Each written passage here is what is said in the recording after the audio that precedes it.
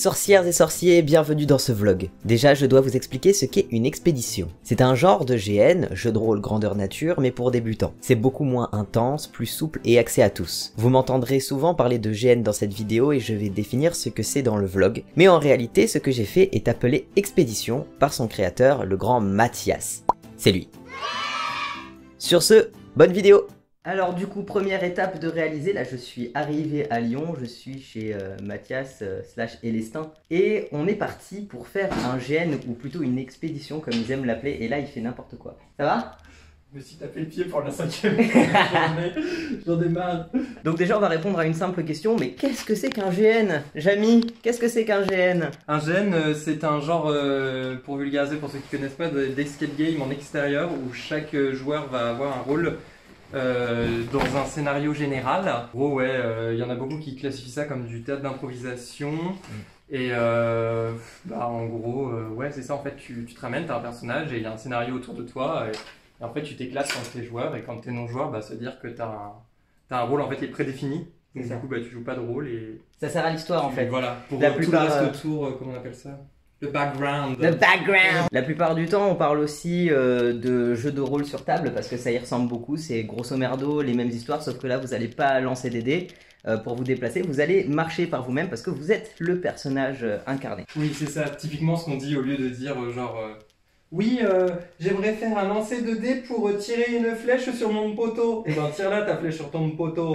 Il faut savoir que les armes dans les GN, c'est des armes en mousse et même les flèches ont des embouts en mousse pour qu'on puisse vraiment se taper parce qu'on se tape vraiment sans mourir finalement parce que c'est pas le but. Ce qu'il faut retenir, c'est qu'on est en train de se menacer avec de la mousse quand même. Oui, voilà, mais on y croit, c'est ça le but, on y croit. Donc là, grosso merdo, je suis parti de Marseille vers 14h30, je suis arrivé ici vers 18h30.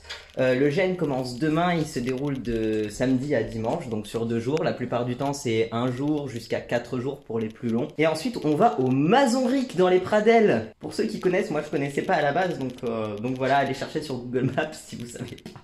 Donc après, là, donc on est établi sur Lyon, on a 2h30 de voiture si j'ai bien retenu le bordel. Pour arriver sur le lieu du GN, là-bas on mange tous ensemble et demain commencera la véritable aventure. Voilà, du coup il est 22h passé, on est arrivé sur le site du GN, donc le site du Mazonric. Là je vais pas pouvoir vous faire trop de plans parce que il fait nuit. On a un très beau ciel étoilé, ici c'est la pleine campagne. Et du coup je vous laisse avec des plans tournés le lendemain sur le site du Mazonric.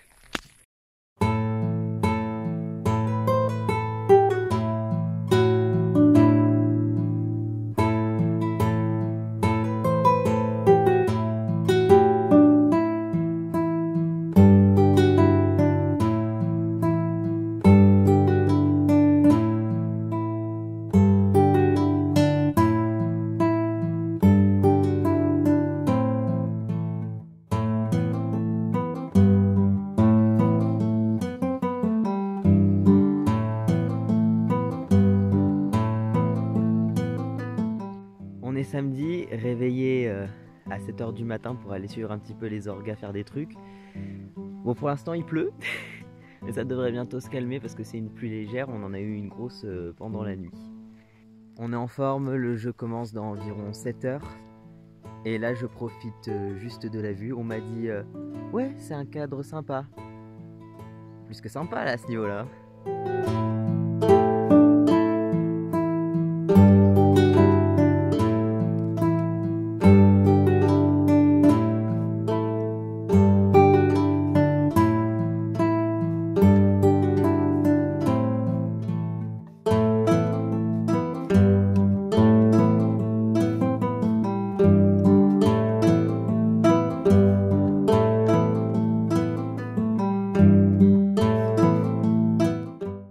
Je crois que j'ai fait au moins 5 plans des poules déjà. Il y avait quoi alors sur ce GN? Des poules. En fait c'est un vlog poule. La plupart du temps, même on va dire 90% du temps, les GN et surtout les médiévaux essaient vraiment de se couper du monde pour qu'on ait une expérience hyper immersive. Du coup tous les GN se passent dans des endroits un peu comme ça, au milieu de la nature où il n'y a rien. La plupart du temps tout le monde range les voitures et on essaye d'avoir vraiment le moins de choses modernes possible pour vraiment vivre en immersion totale. Et là encore c'est du médiéval fantasy. Donc il va encore y avoir des lumières et des choses comme ça parce qu'il y a de l'électricité qui a été inventée par une certaine guilde. Mais dans des gènes totalement médiévaux, il n'y a rien. C'est-à-dire que si, bon, il y a quand même, si vous prenez des bougies ou des éclairages, ça va toujours être des choses électriques parce que dans les forêts on n'a pas le droit au feu. Mais le reste c'est vraiment du RP.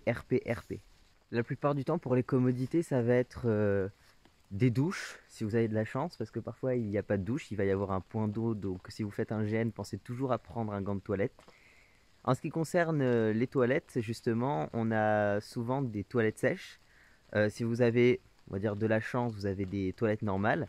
Et si vous êtes sur les gènes les plus rudes, eh ben, il va falloir aller creuser en forêt ma gueule. Donc ça, c'est à quoi ressemblent des toilettes sèches. Comme des toilettes normales, sauf qu'il n'y a pas de chasse d'eau, il va y avoir un sac à vider à peu près tous les jours. Donc c'est dans l'enceinte du château que les orgas finissent d'organiser et qu'on va aller prendre le petit déjeuner. Un petit déjeuner typique du médiéval. Les petits pains au lait, évidemment. Là c'est là où dorment les joueurs. Donc dans des petites tentes à part comme ça, avec une magnifique vue. Et même de l'autre côté, on est bien loti. Voilà à quoi ressemblent les douches. Ce sont des douches bénévoles. Donc déjà, on a de la chance, on a un pommeau et on a de l'eau chaude. On a un sol en cailloux. Et franchement, il y en a qui peuvent trouver peut-être ça rustique. Mais moi, je vis ma meilleure vie. La vue depuis les douches, c'est pas dégueu. Maintenant que nous avons fini de visiter le site, je vais vous faire une présentation du jeu, de son histoire et des guildes. Ravnica, un monde régi par les guildes.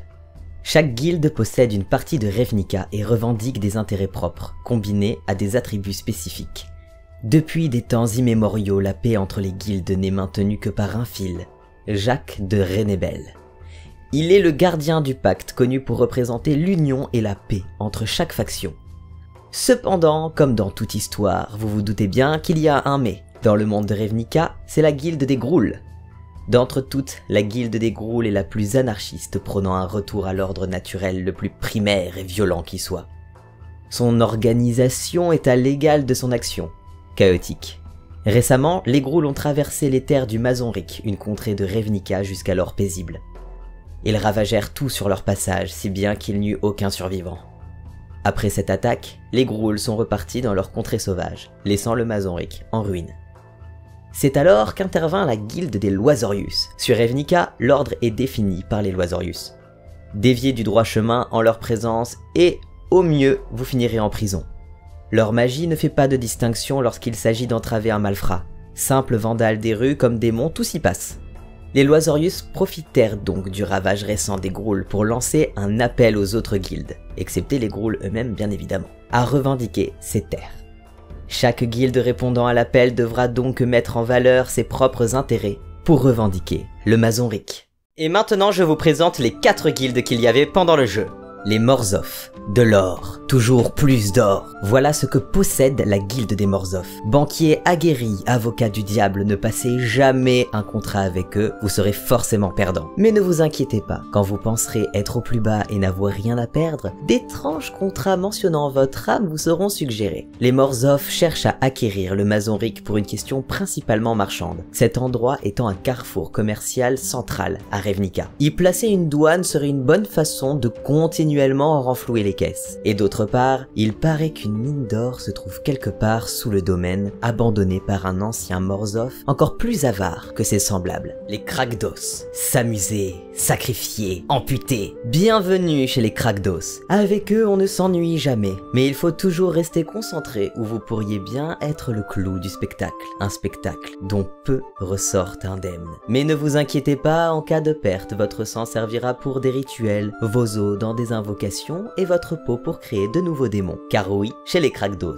nous adorons les démons. N'est-ce pas fantastique de pouvoir en faire surgir un du sol à partir de cadavres d'animaux? Pourquoi venir au Mazonric? Voyons, ne sentez-vous pas les énergies qui s'en dégagent? Et surtout, ne voyez-vous pas les os des cadavres laissés par les Grûles jonger le sol de part en part? Plus d'os, plus de démons, plus d'énergie, plus de jeu. Que la fête commence! Les Isettes. Presque tous mes calculs sont bons.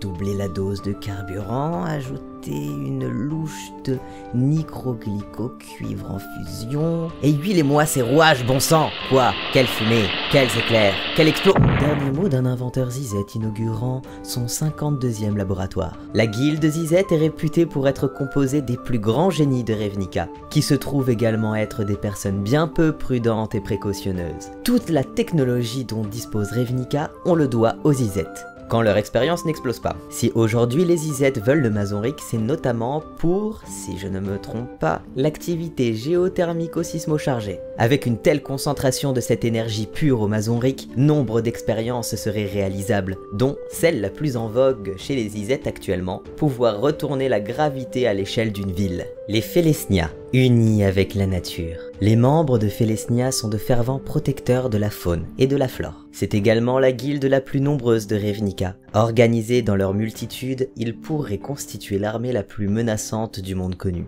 Pourtant, les Félesnia sont des êtres au cœur d'or, et très souvent pacifiques. Ils mettent en avant leur magie pour guérir et faire grandir la nature. Venez les rencontrer et ils vous expliqueront comment communiquer avec les arbres et les plantes. Ils vous proposeront moult plats aux effets hallucinogènes incroyables, qui vous détendront comme jamais vous n'avez pu vous détendre. Si les Félesnia viennent aujourd'hui revendiquer le Mazonric, c'est notamment parce qu'ils ne veulent pas laisser ces 100 hectares de forêt à la merci des autres guildes, qui jamais n'incluent la nature dans leur quête de pouvoir. Donc voilà ma tronche pour le GN. Je fais partie de la guilde de Krakdos. Bon, toi t'es orga donc je peux le dire, mais en fait j'en fais pas partie. C'est un piège, il faut que je fasse échouer tout le monde. Là, je ne me doute de rien dans mon laboratoire. Monsieur un orga, voilà, donc de la Terre des Rêves. Cette expédition a été mise en place par la Terre des Rêves, qui est une association créée en mars 2019 par Mathias Potier-Moron.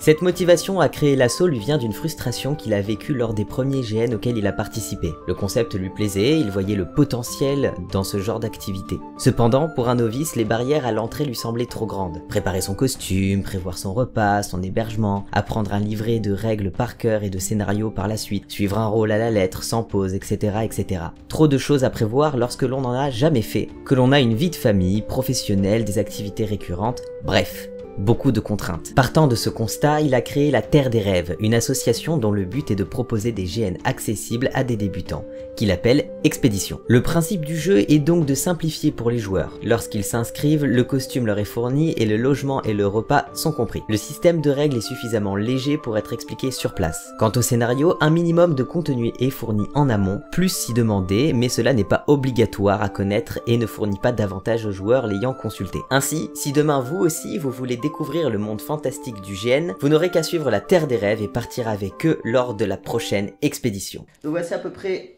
mon costume à moi.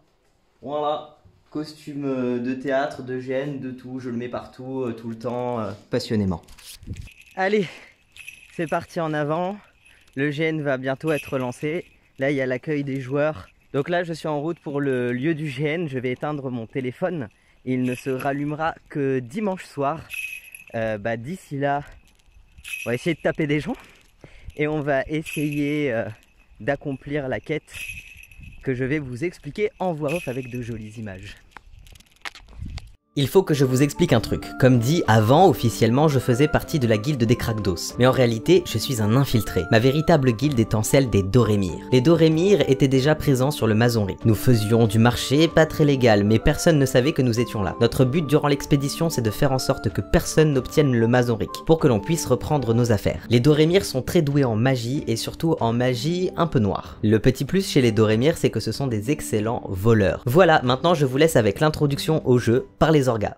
Bonjour à tous ceux à qui je n'ai pas encore dit bonjour d'ailleurs. Ouais, bonjour. Hein. Donc moi c'est Thibin, chef de guilde Zizette, et du coup Yann dans la vraie vie, donc on est encore un peu en hors RP. Donc on va faire un premier rassemblement pour tout vous expliquer au niveau du château. Ce sera juste à côté du château, vous allez voir vos étendards qui sont fièrement en train de pendre. Et donc si vous avez des questions, préparez-les, vous allez pouvoir, on va pouvoir essayer d'y répondre.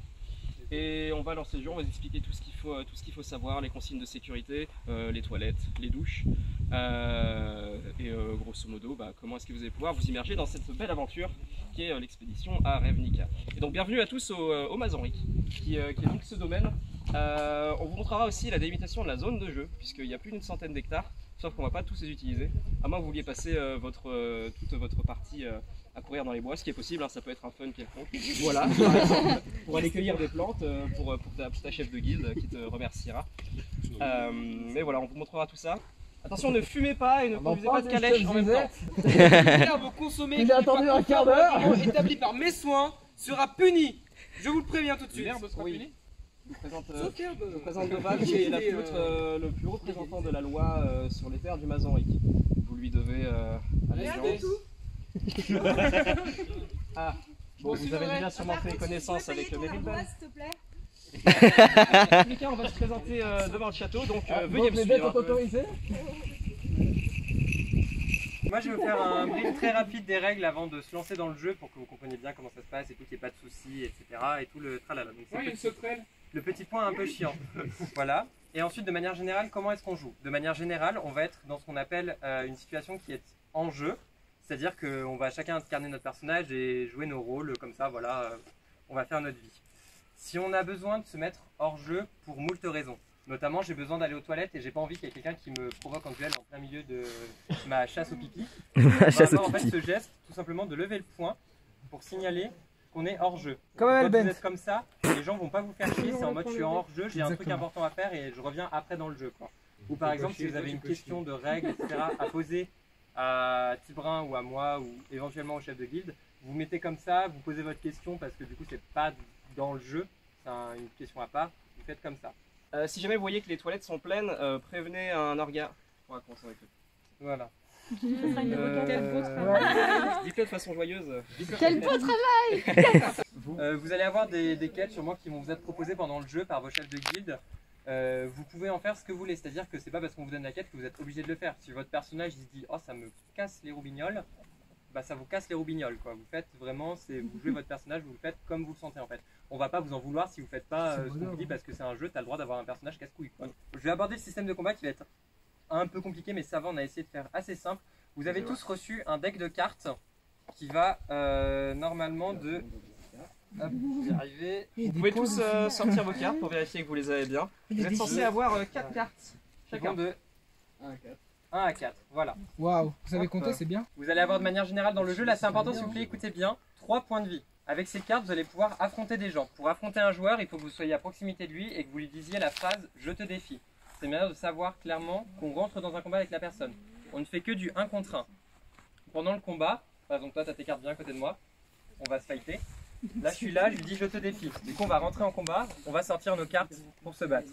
Ils sont seuls, on peut pas les rejoindre, c'est un duel. Voilà, on va pouvoir choisir un chiffre sur nos cartes au hasard de manière assez rapide pour que le combat se résolve assez vite pour éviter que ça traîne pendant des heures et des heures. Pas au hasard, on le choisit. Oui non mais on le choisit mais genre dans le sens où on choisit relativement vite pour éviter que ça traîne pendant des heures. Ouais, le combat doit être rapide. Choisis un chiffre, voilà, il choisit un chiffre. Tout simplement, une fois qu'on a choisi, on le retourne et c'est le chiffre le plus élevé qui va l'emporter, qui va faire un point d'égal à l'autre. Là par exemple on a fait un exemple au pif, j'ai sorti un 4, il a sorti un 2, il se prend un coup dans la tronche, il a plus que 2 points de vie.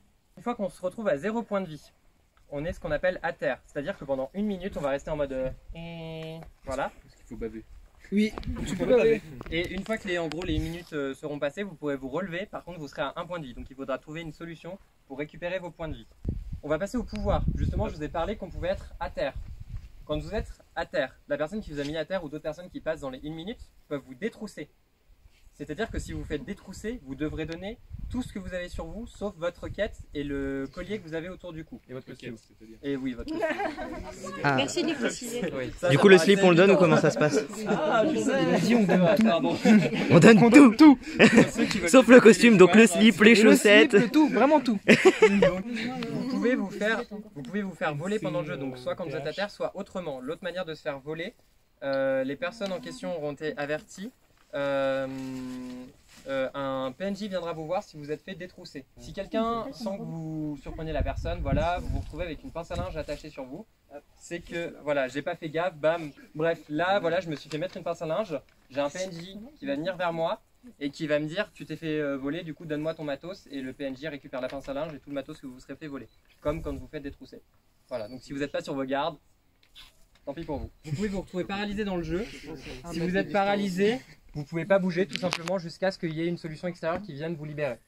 Normalement, ça devrait pas rester pendant des heures et des heures si vous êtes paralysé, quand même, pour éviter que vous soyez là pendant genre 15 minutes ou alors dans une position assez relou, comme ça par exemple. Et si vous êtes assommé, un dernier terme, et après je vous jure, c'est fini. Vous êtes tranquille. Si vous êtes assommé, vous pouvez pas bouger pendant 1 minute. C'est comme quand on est à terre, sauf que là, quand vous êtes assommé, vous avez quand même à peu près votre tête, donc vous pouvez pas vous faire détrousser, quoi. C'est voilà, t'es juste en mode ouh, il y a quelqu'un qui s'approche, en mode oh pas touche par contre. Hein. Voilà. C'est à peu près clair. C'est un peu le mec bourré en fait. On aurait dû dire. Ah, tu me voles pas toi. En cas d'urgence, il y a un Moi, je l'aime pas, c'est pas mon copain. S'il te plaît, alors va-t'en. N'hésitez pas, hein, vraiment, donc pour vous mettre hors jeu, le point levé. C'est ça. Petite présentation des chefs de guilde, rapidement. Je sais que c'est des mangeurs d'herbe, mais un Ici, peu c'est de les respect. Félestiniens. Personne ne nous respecte. On protège la nature, elle nous respecte et nous la respectons. Oui. Faites attention. Moi, bah, il y en a qui m'ont déjà rencontré. Je suis chef des craques d'os et on est la meilleure guilde. Ça, il n'y a pas besoin de le préciser. Voilà, on aime bien faire cramer des trucs, donc si jamais ça vous tente. Feu interdit. Bah, s'il y a un feu de forêt, en fait, c'est nous. Voilà, il faut pas chercher plus loin. Un feu un peu maîtrisé. Moi, je suis Mera du Rocher Galant. Je suis la chef Morzov. Nous sommes la banque et les plus influents. Vous savez qui sont les meilleurs? On a le pouvoir. Ouh. Ça part en rap contenders. L'argent permet de financer des laboratoires. C'est Donc ça. moi je suis dans le nord on m'appelle Tibrin, dans le sud on m'appelle Tibrine, au milieu on m'appelle comme vous voulez. Et grosso modo je suis le chef de guilde Zizet. Donc nous on fait des trucs, des fois ça explose quoi. Des fois on réussit à les faire, des fois on réussit pas, mais ça fait d'autres trucs qui sont encore mieux. Donc dans tous les cas faites-nous confiance. Ah non, ah non, non, non, non. Non, sur quel style, Mais pas des moindres, si ce n'est la meilleure guilde, hein, les Loisorius. Je suis leur chef. Vous m'appellerez Dovan, avec respect s'il vous plaît. Je représente l'ordre et la justice, globalement. Et j'espère pour vous que vous n'aurez pas trop à voir de choses avec moi, parce que ça voudra dire que vous aurez fait un crime et on verra ce qui se passe. Je vous en dis pas plus. Donc avant de finir, je vais distribuer vos étendards à vos chefs de guerre respectifs. Et une des premières choses que vous aurez à faire, c'est faire le plus bel étendard possible. Sachant qu'il a 3 points importants, il faut qu'il soit debout, il faut qu'il se voie bien l'étendard, et il faut que vous puissiez le prendre sans qu'il se casse la gueule rapidement. De transporter. Bon, ouais, le logo doit être visible et il faut le tenir. Après ces annonces et ce discours, le jeu a été très rapidement mis en place. J'ai eu le temps juste d'aller ranger mon téléphone dans ma tente et je suis parti en jeu directement. Alors bien évidemment, comme je n'avais pas mon téléphone, il n'y aura pas de scène filmée du jeu. Cependant, j'ai réussi quand même à avoir des photos prises dans le jeu par le photographe attitré. Je vous laisse donc avec ces dites photos et quelques rushs pris entre les 2 jours et à la fin du jeu. Bonne aventure!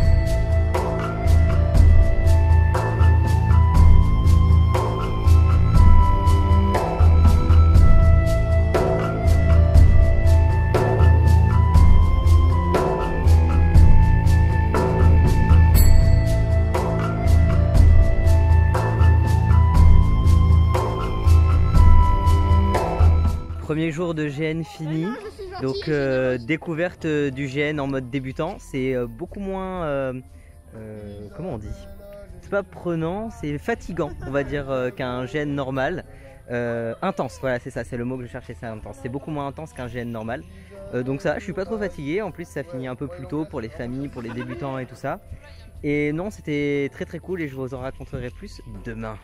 Oh là là.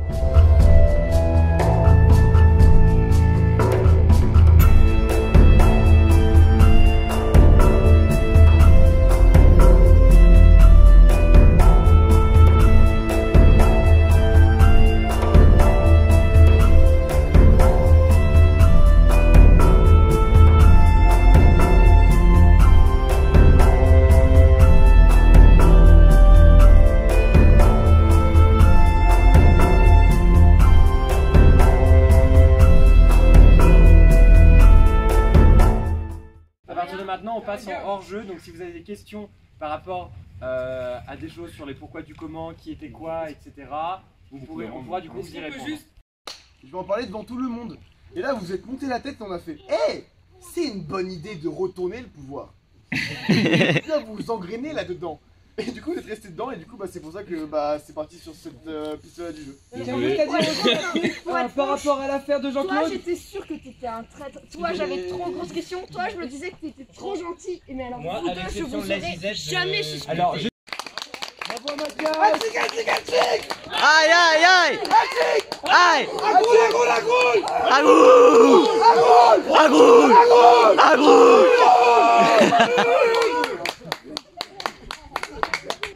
Du coup le GN est fini.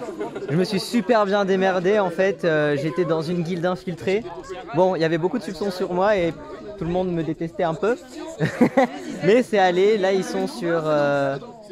Le but c'était d'acquérir les terres du Mazoric. Donc là où on est grossièrement les 100 hectares qu'il y a ici. Personne n'a vraiment réussi à les avoir. Ils se sont dit que ce serait bien de faire une alliance. Sauf qu'ils n'ont pas trouvé tous les traîtres. On s'est fait baiser. Et par moi.